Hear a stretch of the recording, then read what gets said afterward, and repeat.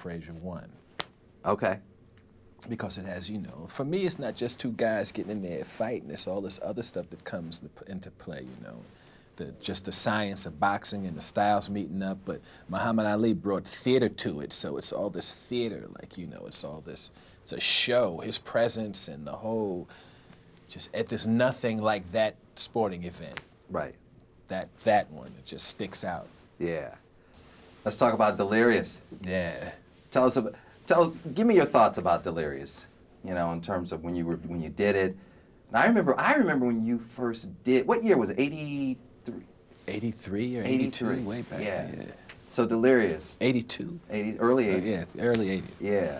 So talk about Delirious. Well, when I did Delirious, the only reference I had for that type of show was Richard's in concert, where he had done that, you know, all that stuff about in the woods and, you know, having a heart attack, all this brilliant stuff. That was my only reference. And back then, HBO was new, you know, was no HBO specials and all that stuff was new. Like when Delirious came out, it was this big controversial thing because of language and subject matter and all. If you look at it now, look at it compared to the stuff that they're doing now, it's like, but when it came out, it was like, oh, the language.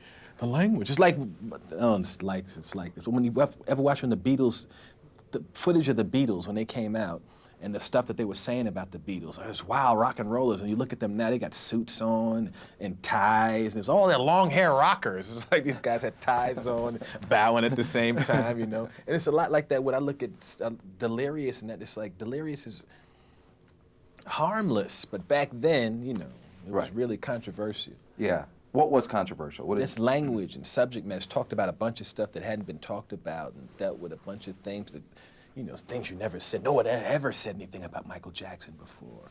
And no one had ever mentioned AIDS before. And no one had ever mentioned a bunch of different things that I was just saying. You know, so it was like, how can he say that in that language? There was a lot of that going on, you know. Right. Some of your favorite routines on that? On Delirious? My favorite routines. I think the classic bits. You know, lots of times the way I use it. Lots of times somebody sees a comedian, they'll be like, "Oh, I saw so and so's act. He was hysterical. I just saw it. So really, what did he talk about? What was?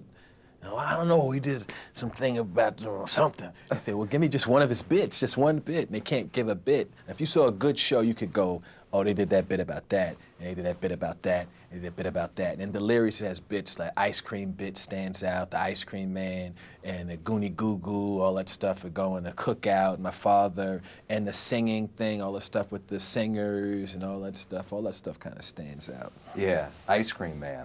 Yeah. Yeah. That's my one of my favorite little routines of mine. Because that's one that everybody can relate to. It's like no matter where you come from, if you grew up in America, you know. Yeah. You heard the ice cream man and you know what that routine is. Yeah. And your father. Yeah.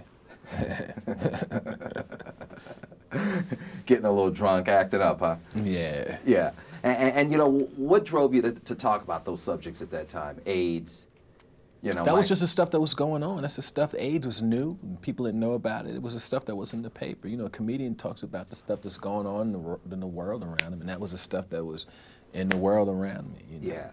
And you took a lot of pressure for that. You know, absolutely, yeah, but it was part of it. It was a different time. I remember they used to picket the show, and they used to do all kinds of stuff. But, you know. They used to picket your show when you went on tour? Oh, yeah, I've been picketed.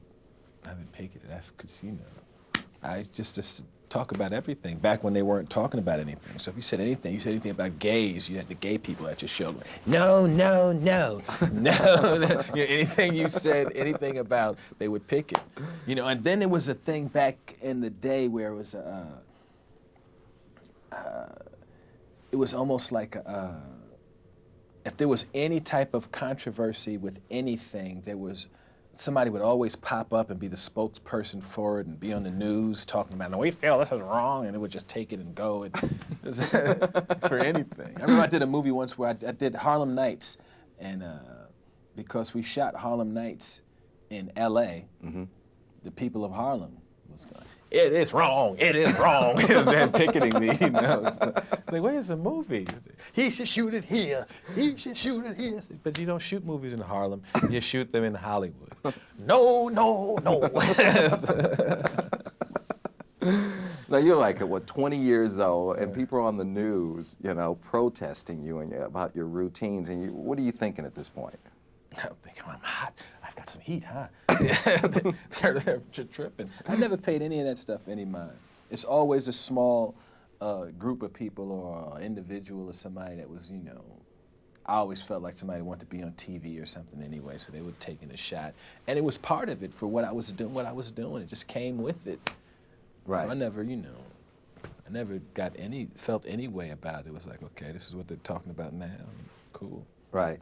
You know, it's so funny. Everybody remembers that special, knows this special, and everybody always talks about it's their favorite special. Do you get that from people walking up to you and talking to you about it? Yeah, you know, and I always say, oh, if someone tells me it's their favorite, I'd always go, did you ever see Richards in concert? Right. Because for me, that's the best.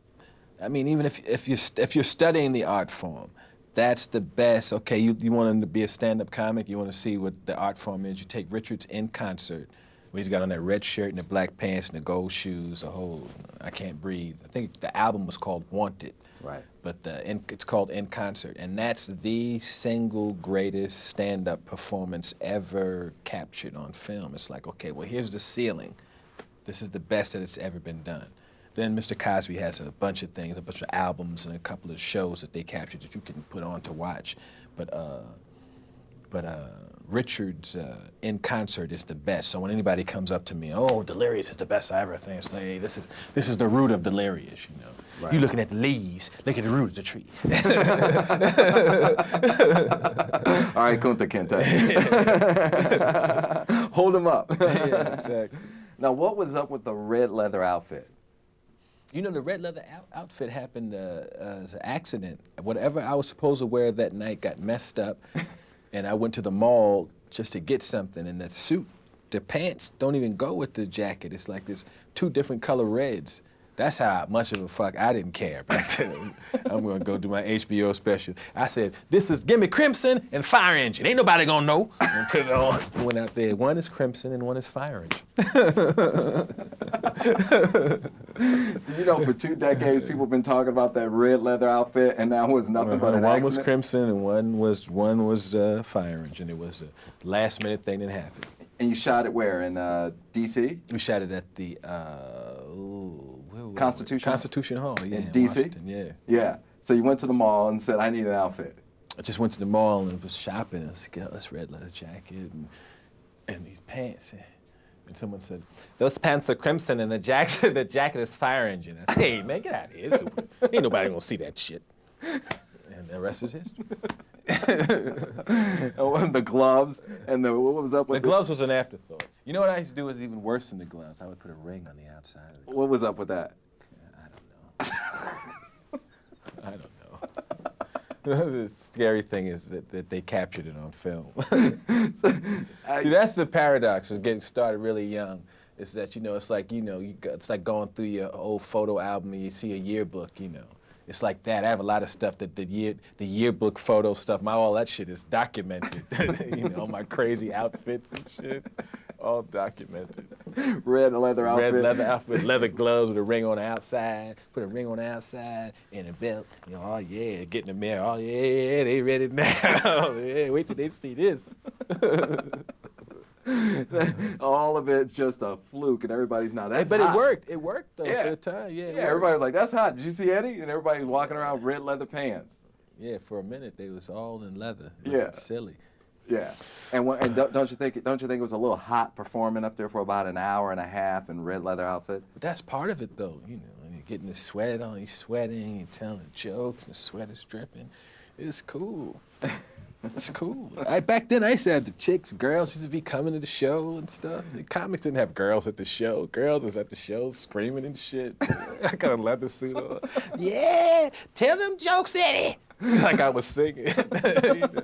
Ooh, that's funny, Eddie. Where's the party after the show? He was funny as a motherfucker. Did you go to the after party in the red leather outfit? Always. Always. Now, do you miss doing stand-up? Sometimes I get the little thing like, yeah, and then I'll go down to the clubs and I'll see what's going on. Then I'll be like, yeah, I got to do it again. Then it depends on when you catch me. One day I'm doing it again, and sometimes I never want to go touch it again. Why?